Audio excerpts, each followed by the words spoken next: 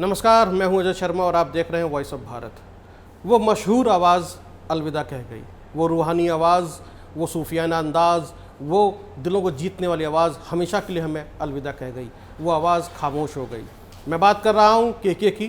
केके वो आवाज़ हम सब के बीच अब नहीं रही।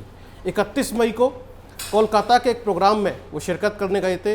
वहाँ पर वो गाना गा रहे थे। उसके बाद ही उनकी अचानक तबीयत बिगड़ी और उसके बाद जो हुआ वो हम सब ने देखा और वो हमारे बीच नहीं रहे। देखिए इसी पर हमारी एक खास रिपोर्ट। महज 53 साल की उम्र में केके ने इस दुनिया को अलविदा कह दिया। किसे पता था अपने सभी चाहने वालों के आंखों को नम करके केके इस तरह चले जाएंगे। इंसान की सांसें कब उसका साथ छोड़ दे किसी को नहीं पता। किसी ने कल्पना भी नहीं करी होगी कि केके की यह कॉन्सर्ट हम सभी के लिए आखिरी होगी। यह भी क्या जाने की कोई उम्र थी केके। 23 अगस्त 1968 को केके का जन्म हुआ था। केके का पूरा नाम कृष्ण कुमार कुन्नत है। केके ने हिंदी के अलावा तमिल, मराठी, बंगाली, गुजराती, तेलुगु, मलयालम और कन्नड़ गानों के लिए अपनी आवाज दी है। उनका जन्म एक मलयाली परिवार में हुआ था, लेकिन उनका पालन पोषण नई दिल्ली में हुआ था। कृष्ण कुमार यानी केके हिंदी फिल्म इंडस्ट्री के प्रसिद्ध प्लेबैक सिंगर थे।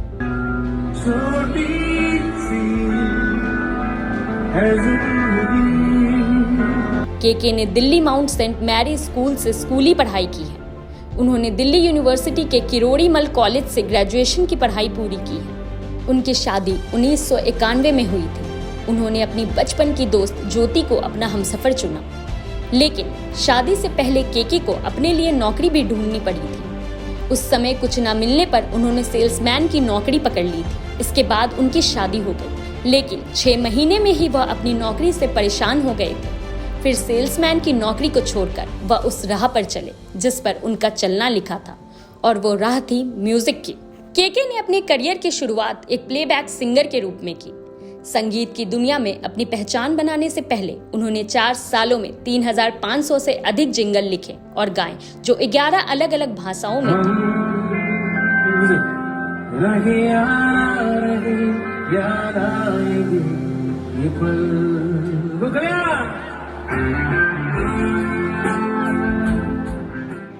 केके ने कुछ टेलीविजन शो जैसे हिप हिप हुर्रे, जस्ट मोहब्बत और शकला का बूम बूम के लिए भी गाया था। 1999 में हम दिल दे चुके सनम के तरफ तरफ सॉन्ग ने भी सभी रिकॉर्ड तोड़ दिए। इस गाने के बाद उनकी गिनती बड़े सिंगर्स में होने लगी। रिपोर्ट्स की माने तो उन्होंने हिंदी में 200 से अधिक गाने गाए। उनमें कोई कहे कहता रहे, मैंने दिल से कहा, 10 बहाने, अजब सी, खुदा जाने और दिल इबादत, तू ही मेरी शब है जैसे हिट गाने शामिल हैं। केके की मौत एक रहस्य बन चुकी है। सभी की जुबान पर केके का नाम है। केके की मौत के बाद बहुत सारी मौतों की बात भी हो रही है, जिसमें सुशांत सिंह राजपूत की भी चर्चा हो रही है। ये एक ऐसी मौत है जिसने बहुत सारी मौतों पर चर्चा शुरू करवा दी है।